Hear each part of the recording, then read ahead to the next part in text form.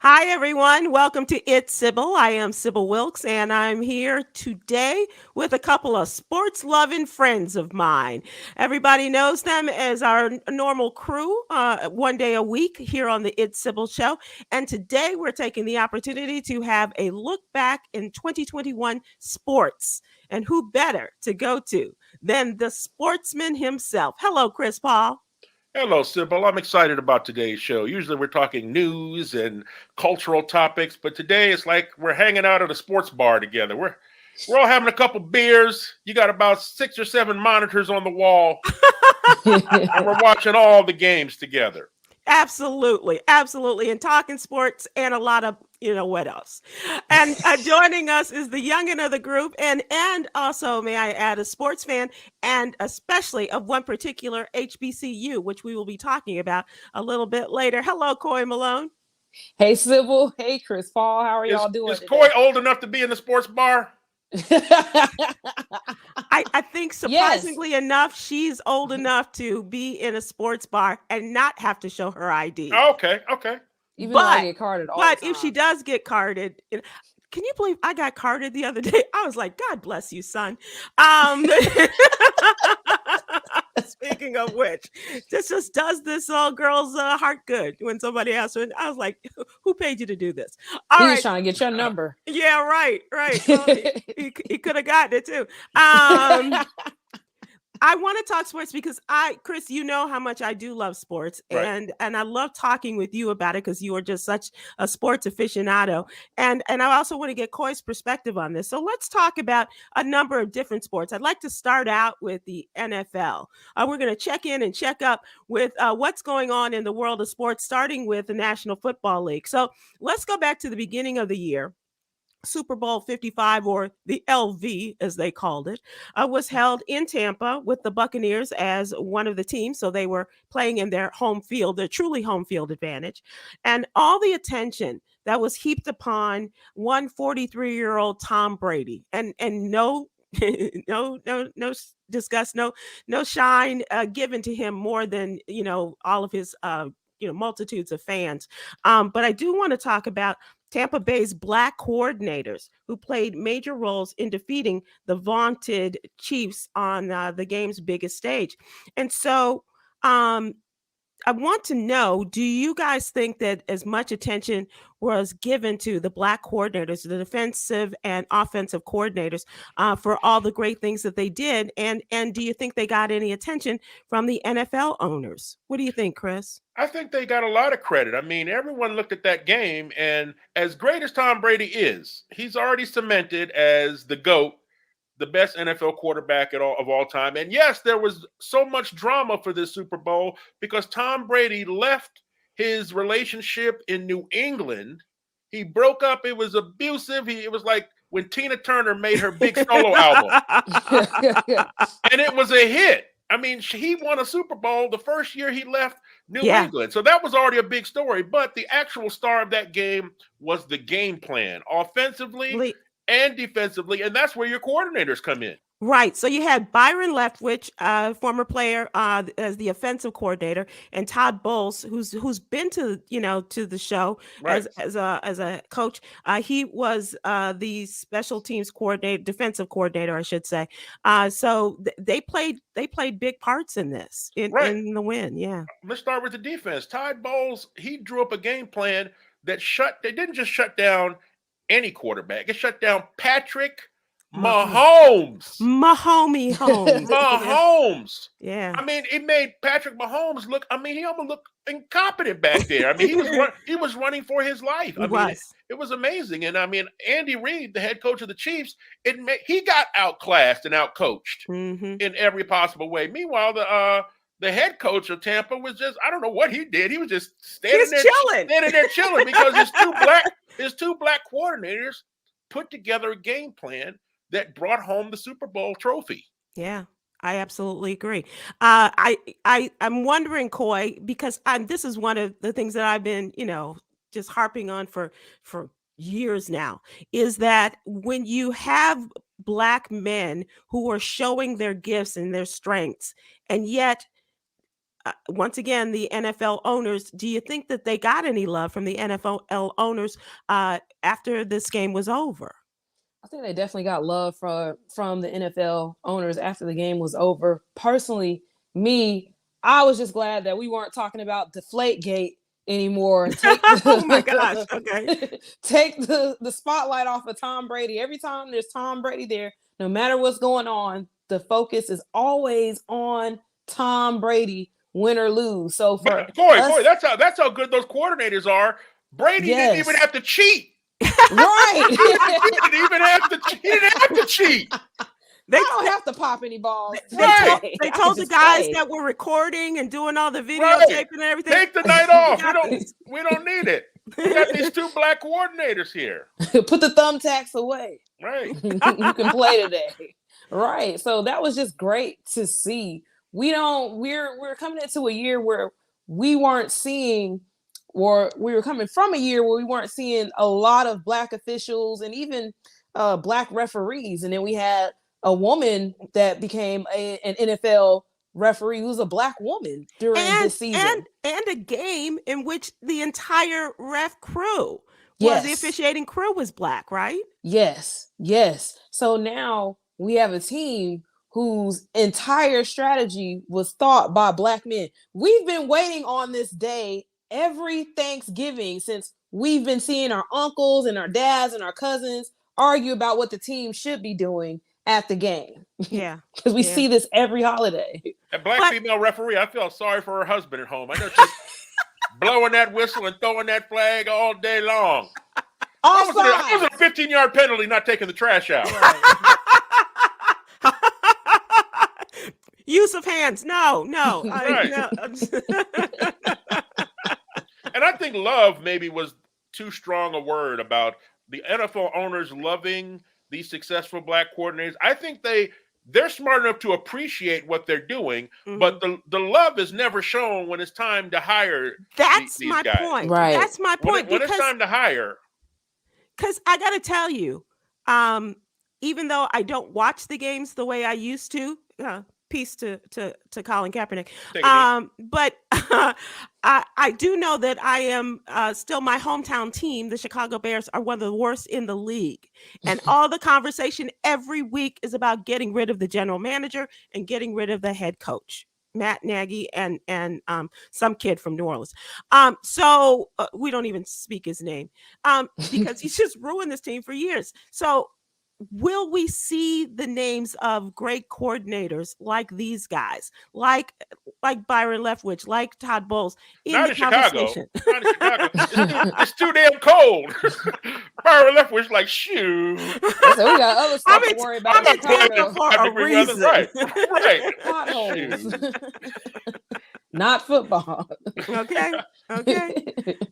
So, but they've been new. They like they say in Atlanta, they've been new. They've been new. That's KNEW. Yeah. They've been new that they should have had a black coaching staff coming up with the plays. Like I said, this is stuff that we've been doing since Thanksgiving as kids, watching our uncles and dads argue about, hey, this shouldn't be happening. And we can only speculate. We can only speculate about what goes on behind closed doors with these owners. And as far as black coaches go, and we'll never know what goes on unless they release the Washington football team's emails. More emails. Then we will see firsthand how they really feel. And I think we know because the Rooney Rule doesn't even exist for all intents and purposes, does it? Right. They aren't even required to interview, or at least 10 like they're interviewing or thinking about talking to one of these minority officials. The Rooney Rule states that when you discuss hiring a black coach, you must do this. Yeah, I just interviewed a Negro. Right. All right. So, do you have any thoughts on? Because we aren't there yet, but do you have any thoughts on who we might see in the big game? Wow, I don't know. It's so tight this year. Yeah. In most of the divisions and conferences. But if I had to pick 2 teams for the Super Bowl to predict, I would go with the Green Bay Packers. And I will go with the Chiefs getting there again. I would love that. And I would love to see the Chiefs just beat the living daylights out of Green Bay Right. because we're owned by the quarterback. Corey, do you have any And thoughts? Well, I know it's definitely not going to be my team, the Las Vegas Raiders. We ain't going nowhere. It's a work in progress. It is. We've been knowing that since back in the day. It's definitely not going to be the Atlanta Falcons. I'm sorry to say, we had a great run. I'm not really a Falcons fan. I learned this back in the day. Do not jump on the Falcons bandwagon because they will upset you. You will be upset. And it's just It's so a lot like being upsetting. a Chicago fan. Yes. It is so upsetting to see that they haven't even made it that far for the last 2 seasons. the Atlanta Falcons have never won a Super Bowl, but they had one. They had it in the bag.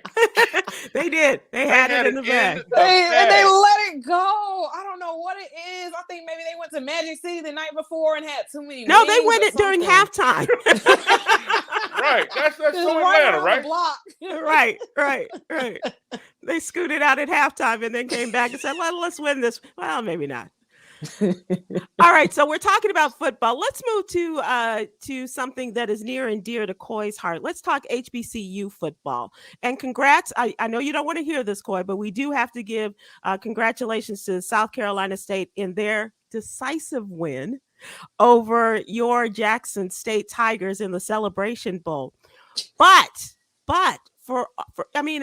they ended with an 11-2 season, yes. Jackson Tigers, right? Yes. But this season really belonged to Coach Deion Sanders and his Tigers, ending the season, I said, 11-2, and the number 1 high school recruit, Travis Hunter, out of Suwanee, Georgia. What do you think? Wonderful. That's a great season.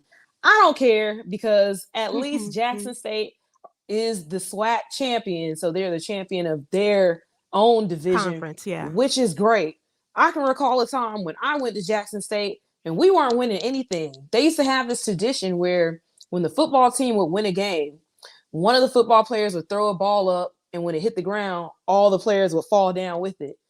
We hadn't won a game in so long that only 2 people did it. Because they were the only ones that knew what to do.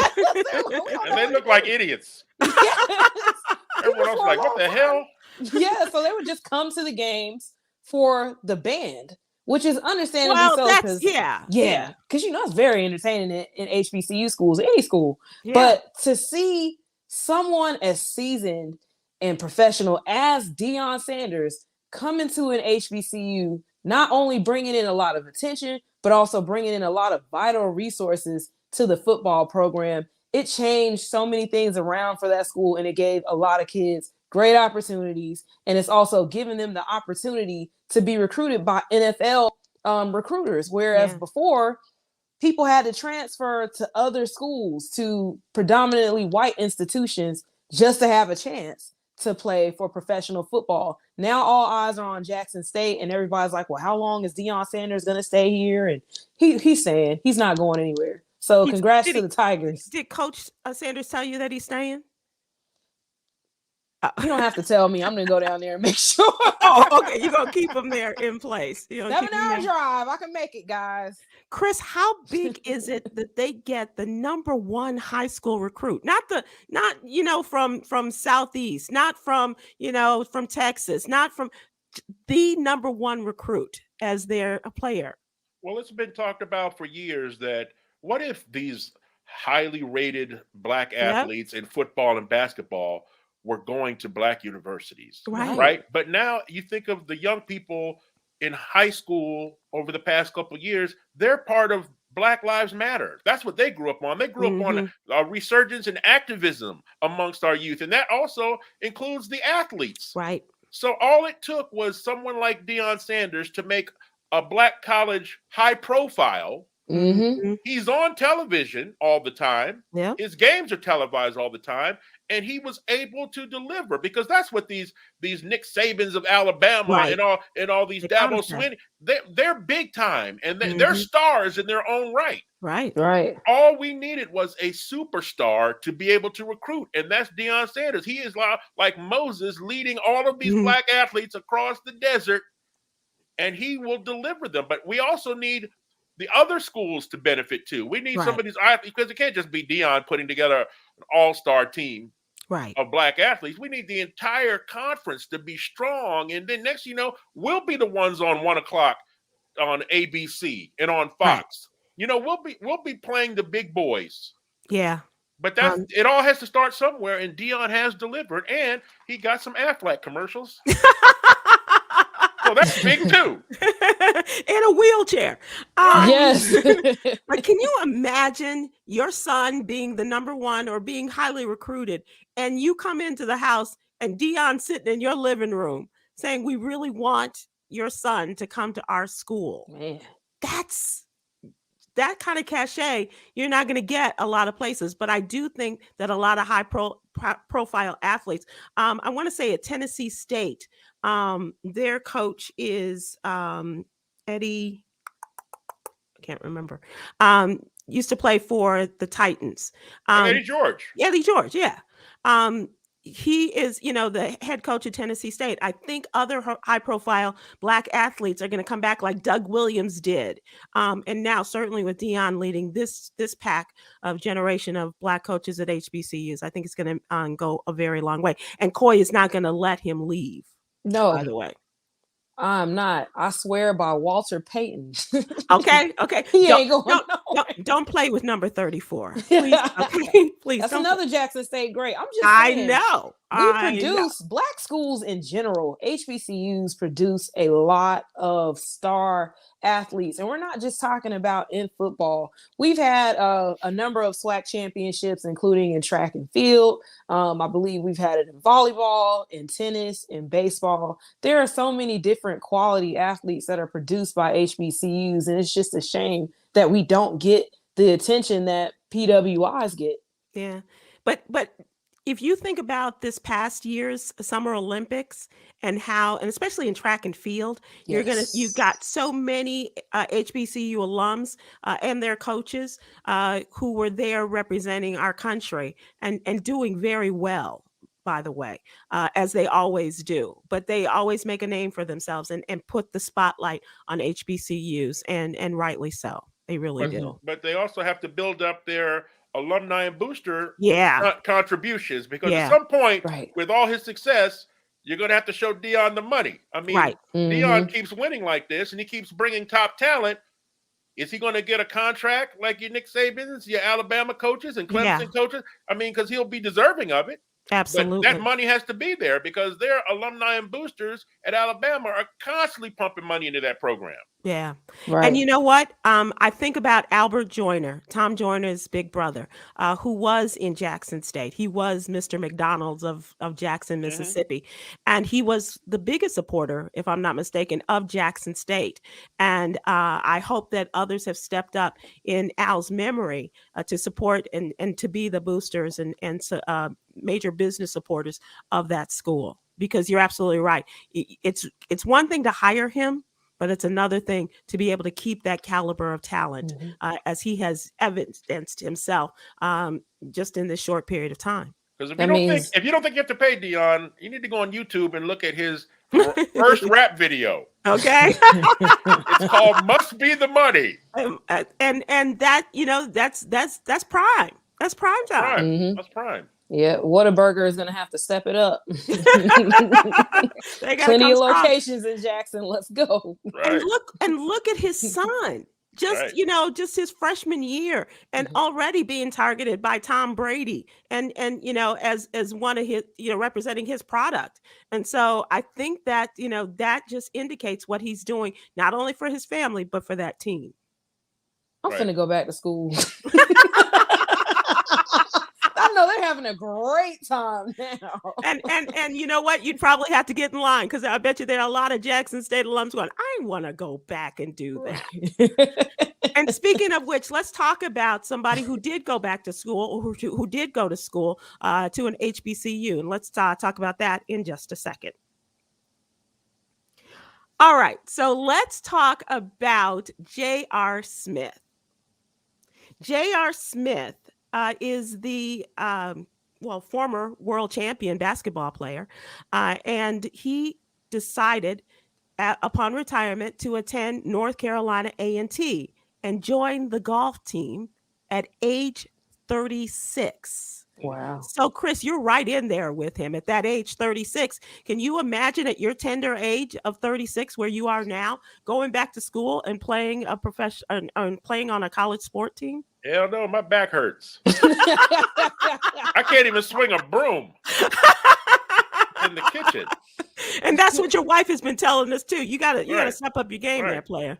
But let's also point out what's also amazing is J.R. Smith. He posted on his social media his grades. Yeah, he's got a 4.0. Right.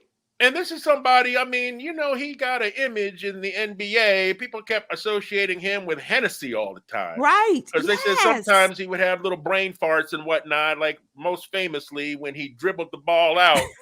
When the Cavaliers could have won against the Warriors, that's a brain fart. But it's not a sign of his intelligence, though, because the brother is obviously very sharp. 4.0, going back to college. And you know how far removed from school books you are at 36?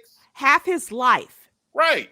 That's a long time to be. I mean, I've never helped my kids when they were in high school with math. It was too far gone for me.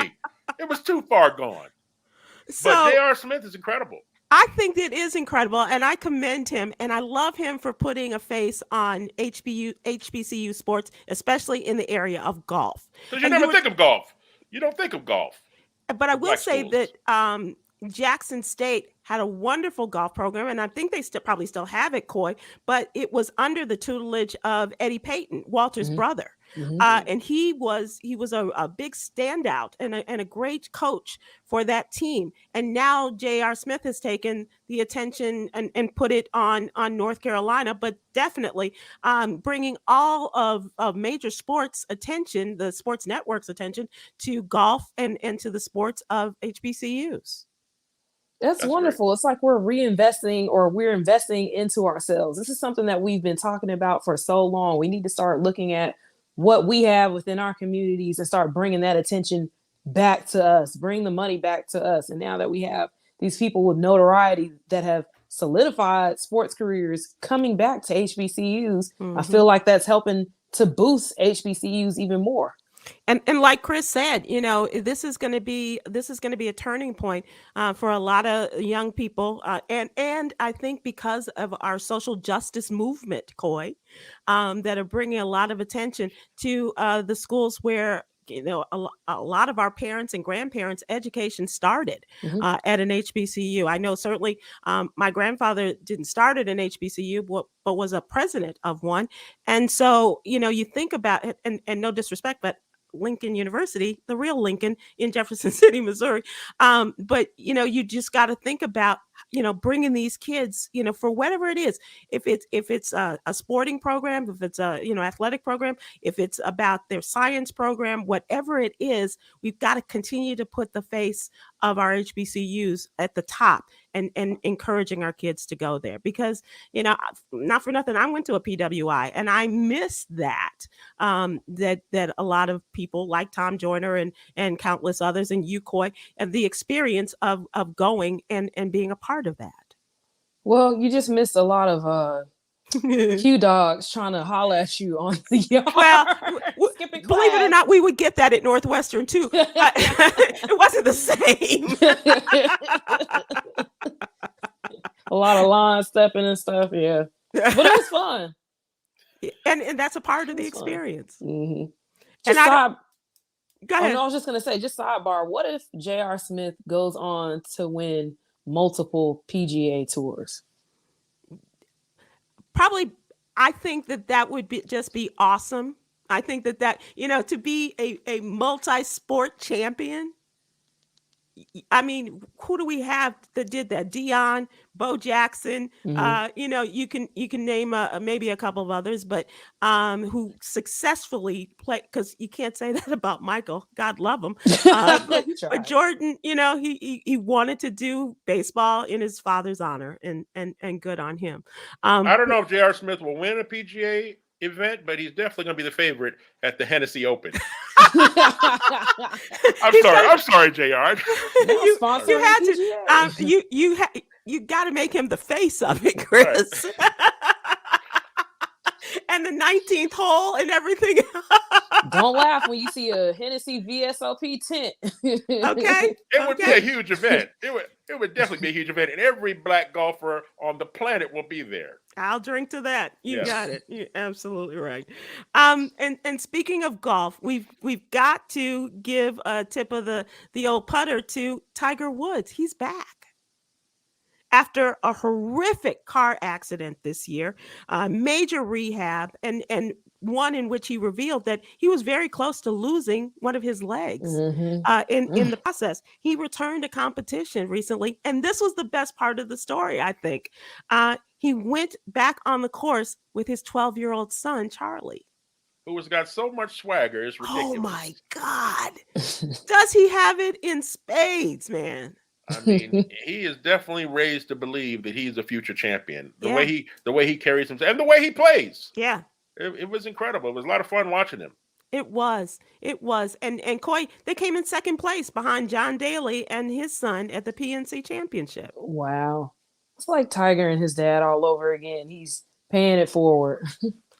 I hope so. I hope so. And I know that it's got to affect Tiger that way. You know, when he is out there playing with his son, thinking about how his dad brought him up and into professional sports like that and into golf. But it was a great. The only thing missing was it being on Father's Day weekend. Right. Chris, did you get a great sense of joy, or did you at least enjoy watching it? Yeah, I loved watching it. I mean, I'm watching the kid, and I'm like, he's going to be a billionaire just like his father. Yeah. If he has any kind of game, because he is so likable and has so much charisma out there. If he has a game that translates into be a pro golfer one day, it's just going to be a whole nother industry for that family. Because right now he could get endorsements, I'm sure. Yeah. Right now at his age, he can get mass endorsements. What a business. And I think it's Cheyenne Woods is his sister, is his half sister, maybe, who's also playing in professional golf. And no telling what and if Charlie is this good at golf, I'm not sure what his daughter Sam is what her sport might be or profession, but I think that it's got to be in the genes. Like Tiger worked so hard on his golf game. When did he have time to teach this little boy? Like, when did you have time with him? Between all the stuff that you were doing.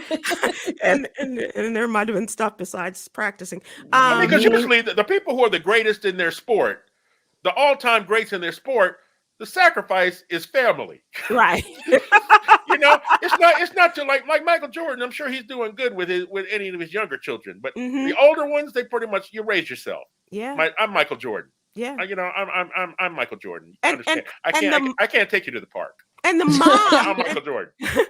Remember who I am, okay? Right. And Juanita was the one who was doing, schlepping them from game to game and all of this. And the three kids, both boys and their daughter, were all involved in sports. And she was the one who was doing all of that.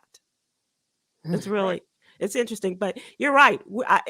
I'm not sure how much talent and just innate talent that Charlie has, but definitely I think that Tiger has played a part in like this. I would doubt Tom Brady ever sees his children. He probably has a black nanny who's been raising his children, because he's Tom Brady. I got things to do. I got to work out. Yeah. Unless they're there spotting him. Right.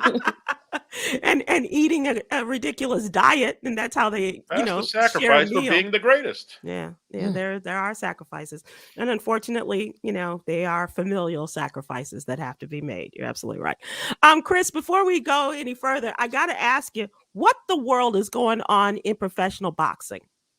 You mean what's not going on in professional boxing? And what's not going on, what we learned about 2021 in professional boxing is that people, especially young people, would rather watch a YouTuber fight than watch actual born, trained fighters.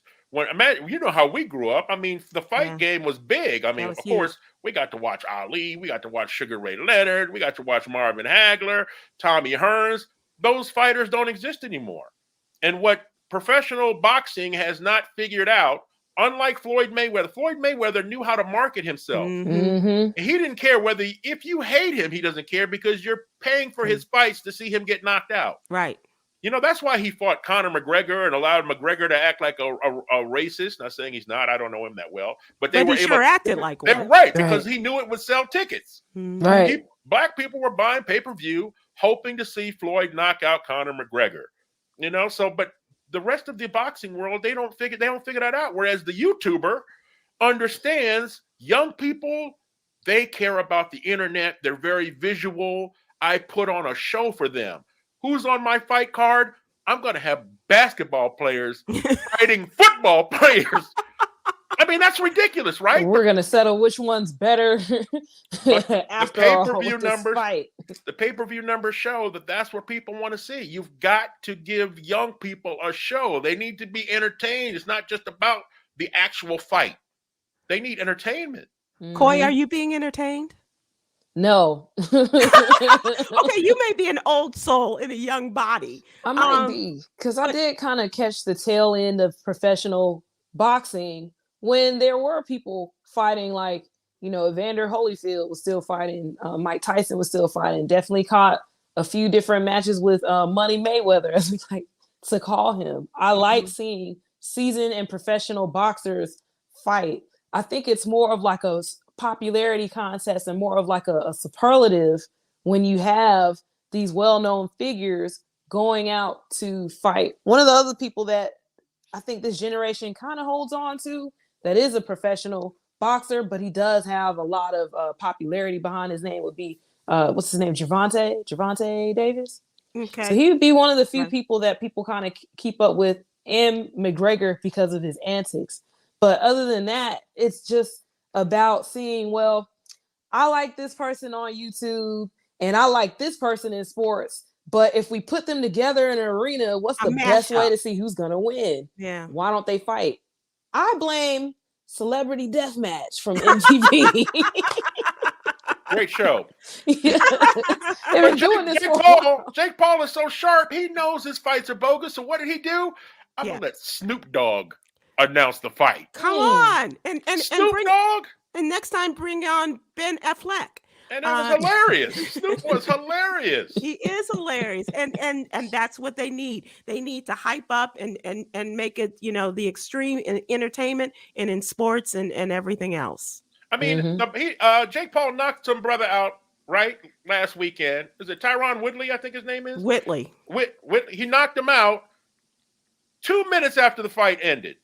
There are memes all over the internet of the brother laying out on the canvas. Yeah. 2 minutes later, somebody's got him on Instagram laying on the floor of a church while they're singing, "We fall down, but we get up." That's what young people want. Yeah. It's all about the gram and the memes and if your fight don't end in a meme, exist. And you had Snoop, you failed. I mean, their fingers are fast because how are they getting on Twitter like 30 seconds later and creating these viral posts? It almost makes you think that someone is back there months in advance working on these things and getting young people in their crew to go ahead and to, you know, be ready. When I punch this button, you go. And here's what you're going to put out there. It seems very calculated on you know, in my thinking, but maybe it's not. Maybe it's just like you say. Maybe they're just that fast. Right. I don't know. But let me just ask you quickly, Coy. Did your dad have any kind of influence in your watching boxing? Oh yeah, definitely. Yeah. So when I was a kid, he used to have me sparring with him. Oh my God. When I was a toddler. Okay. And I would be punching his hands and stuff like that as he's moving. And he would call me different boxers' name, Holyfield, Mike Tyson. And we had a great time doing it. I remember doing this when I was like 3. And we would stay up and watch the games. I mean, not the games, the boxing matches.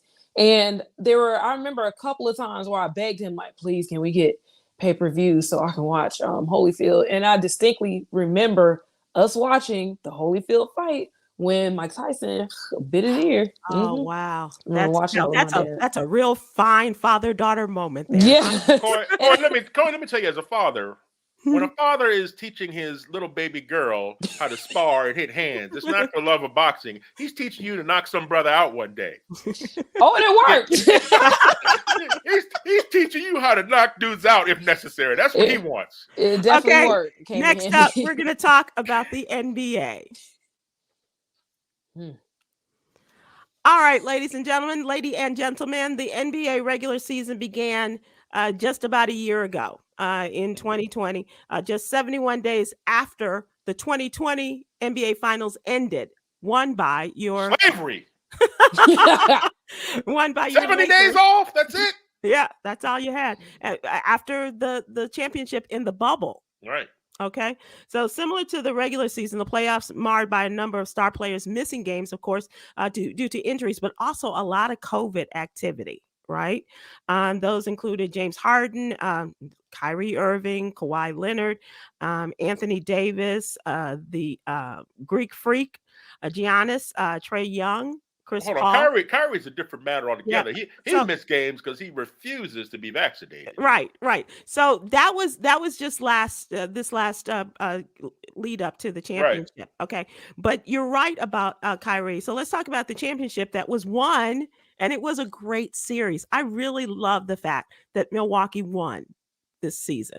And what it did for that city, and putting a spotlight on a Black woman who's one of the owners of the team, and a lot of great things. So the 21-22 season began with questions about vaccinations. And as you mentioned, Chris, Kyrie Irving was benched by the Brooklyn Nets due to the city rule about vaccination. So quickly, before we run out of time, I do want to get your thoughts on Kyrie and about the whole vaccination thing amongst athletes. I mean, if you're asking me to explain Kyrie Irving, how much time do you have? I don't. We need about another 30, 40 minutes. That's more than a 2021 wrap up. Okay. I don't know what's going on with Kyrie Irving. I don't know. I mean, you take the money. You got to play basketball. He's not playing basketball. You're not doing your job. Yeah. I agree. And maybe that will be something we'll talk about on a later episode of of our sports discussions, because I've really enjoyed this time with you. But Chris, I do want to give you time for your 2-minute warning. My 2-minute warning for today. I want to discuss the biggest rivalry in all of professional sports. And no, it's not Yankees, Red Sox. It's not Chicago Bears, Green Bay Packers. It is professional sports versus COVID. Ooh. It's getting critical again, ladies and gentlemen. Yeah. And if you think it's petty to discuss, they're going to shut down sports again, people can't go to arenas, you got to open your eyes and see the professional sports are very personal to Americans. I'm sure worldwide, but I'm speaking just for my country, the one that I love. Professional sports, the relationship we have, very personal. It goes through generations in our family. You know, we all wore the burgundy and gold here in Washington, D.C. Mm-hmm. I'm sure, Sybil, your whole family was Chicago Bears. It's all personal to celebrate together. It may be if you work hard all week, it's the one time you get to spend as a family and just let off some steam by cheering for your favorite team. And to lose that again would be emotionally devastating to a lot of people in this country. Let's not mention economically devastating. We can't forget about the hardworking people who work in these arenas and work in these stadiums who lost income and might possibly lose again. That's right. And then we talk about the players. They lose money too, but I know they're millionaires, so you won't weep for them. But think about the fans also. Not being able to go to the arenas and stadiums anymore, not being able to sit in the living room with our families on Sunday or during the week, get together and watch basketball. It's all personal and it's all devastating, and we could be heading there again. So if you love professional sports, like you say you do, but you are unwilling to do what's necessary to protect it and save it for our country, then you're letting everybody who loves sports down. Get vaccinated. Wear your mask. Let's try and keep these sports games going for the love of our country. Well said, Chris Paul. I'm going to close out with Yogi's Jewels. Pursue your purpose while traveling your path. You hear that, young Koi? She's thinking about it. Okay. You guys, thanks so much. We appreciate you. Chris, Paul, great job. Coy, we love hearing your input on all of this, and we will do this again, I promise. Thanks, everybody, for watching this very special edition as we check in and check up with each other and on the year in sports. Take care.